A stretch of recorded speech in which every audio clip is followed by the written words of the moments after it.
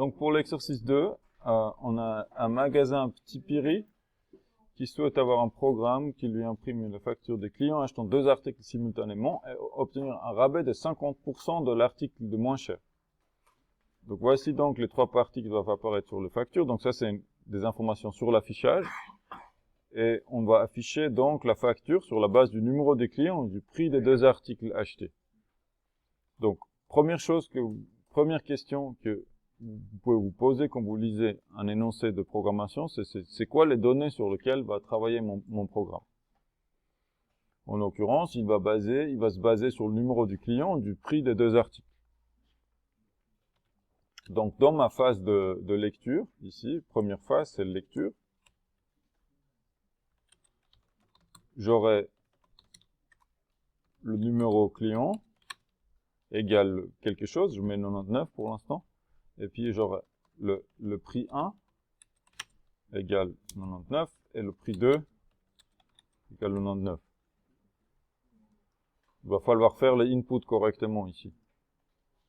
Mais déjà, pour moi, c'est important de savoir qu'est-ce qu'il y a, sur quoi je me base. Et qu'est-ce que je vais devoir calculer?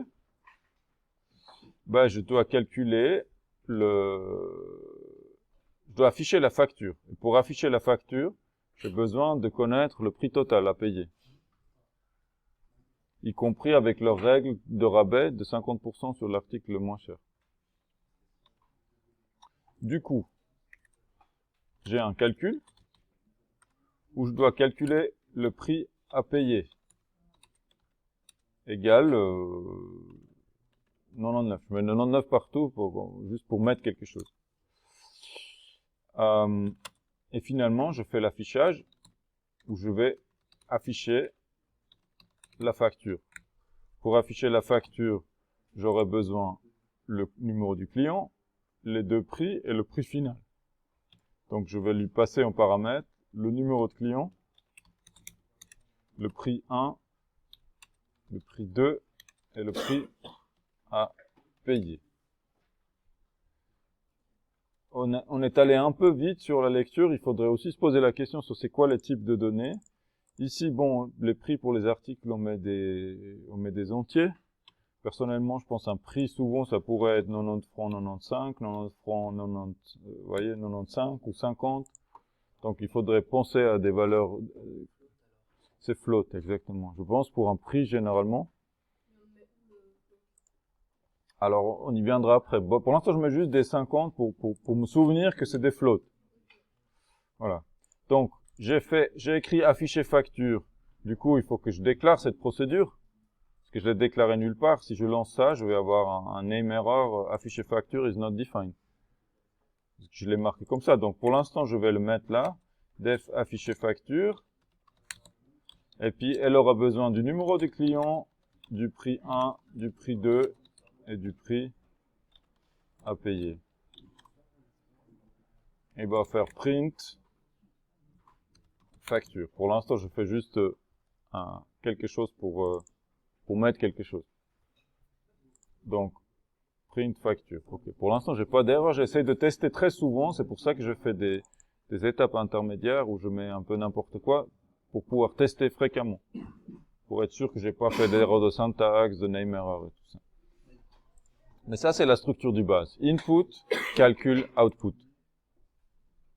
Donc maintenant, je vais me préoccuper de mon calcul, parce que c'est là le nerf de la guerre, c'est là la partie difficile. Je dois calculer le prix à payer. Donc je peux l'appeler calcul, prix final par exemple. Quelles sont les informations dont j'ai besoin pour calculer le prix final? J'ai besoin du prix des 2 articles. Et j'ai besoin de savoir combien de rabais on met.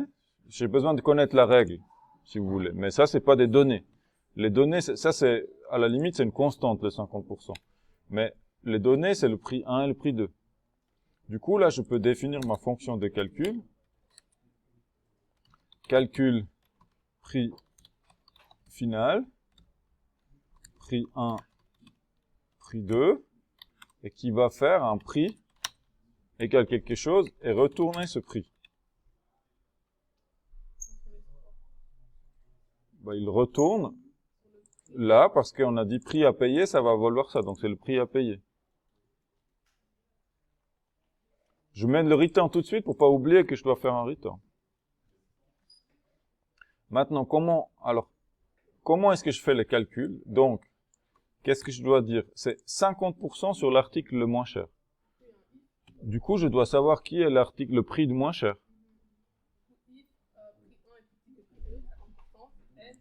Voilà, il y a un if à faire. Donc, je peux aussi décomposer encore davantage mon calcul. Je peux dire prix min, par exemple, est égal à prix minimum de prix 1 et prix 2. Et après, mon prix, ça va être quoi? Ça va être le prix 1 plus le prix 2 plus 50% du prix minimum. Ou alors je peux décomposer comme ça, je peux dire le rabais c'est égal prix minimum fois 50%. Et ici j'enlève le rabais. Donc j'ai encore décomposé quelque part le calcul du prix minimum. Donc je dois le définir. Comment on calcule le prix minimum? Pour calculer le prix minimum, de nouveau, j'ai besoin de prix 1 ou prix B. Je peux aussi écrire P1 et P2, juste pour pas oublier que le nom n'a pas d'importance, je change. Et puis, qu'est-ce qu'on fait? On fait if P1 est plus grand que P2, je retourne P2. Sinon, je retourne P1. Alors, je peux mettre le else. Ici, ça revient au même, parce que dès que je fais un retourne, la procédure s'arrête. La fonction va s'arrêter. Vous voyez, si j'écris comme ça, du moment où il a fait return P2, de toute façon, il s'arrête. Mais vous pouvez l'écrire comme ça. Je vais quand même vous le mettre aussi comme ça. Donc ça, revient au même d'un point de vue logique. Parce que du moment où j'ai mis un retourne ici, ça s'arrête. Pardon? Oui. Non, parce que si P1 est plus petit que P2, on va retourner P1. Alors, si vous voulez, on va mettre le else. Mais vous pouvez tester, ça revient au même. Oui, c'est juste un raccourci. Mais peut-être, on peut dire min égale, on va faire comme ça, min égale, vous voyez, je peux dire minimum, c'est égal à P1 par défaut. Et si jamais P1 est plus grand que P2, on va dire le minimum est égal à P2 et on va retourner le minimum. Ça, c'est une autre façon de l'écrire. Vous pouvez essayer différentes façons. Je dois avancer parce que ça va arrêter bientôt. Donc, il y a différentes façons de calculer le minimum. L'important, c'est que le résultat soit juste. Donc, moi, j'aimerais déjà juste pour tester, je fais un print ici. Mais ça, c'est, comment dire, c'est pas, après, je vais l'enlever. C'est juste pour vérifier est-ce que je calcule correctement mon prix minimum. Donc, je lance 99,5. Bah, c'est plus petit que 99,95. Si je mets 200, il devrait m'afficher 99,95. Donc, c'est bon. Si je mets les deux pareils, je devrais avoir aussi 99,95 pareil. Ok, donc le prix minimum, il est calculé correctement.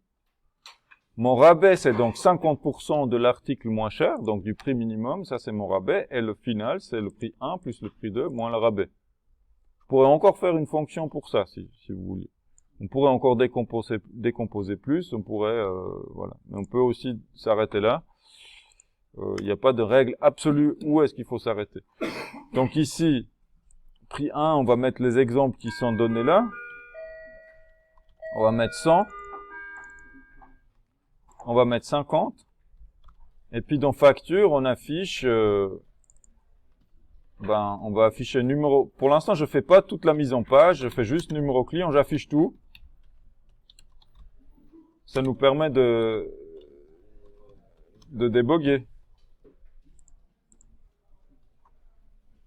Donc 99, 100, 50, 125, ça me donne les bonnes valeurs. Après, le reste du print, je peux le faire après. Si je mets, c'était 200 et 100, ça donne 250, c'est bon. C'est les bonnes valeurs. Donc après, ce qui reste à faire pour finir l'exercice, c'est de faire les affichages complets. Ça, c'est de l'écriture de texte. Différentes prints, mise en forme. Donc ça, je pense que ça va aller. C'est pas le plus difficile. Et puis, il reste faire les inputs. Et juste pour rappeler, donc, numéro client, c'est un entier. Donc, on marque int. Et après, on fait int et input, entrer un numéro de client. Pour les prix, le numéro de client, c'est un entier, forcément. Float, et puis là, on écrit input, prix 1, blablabla.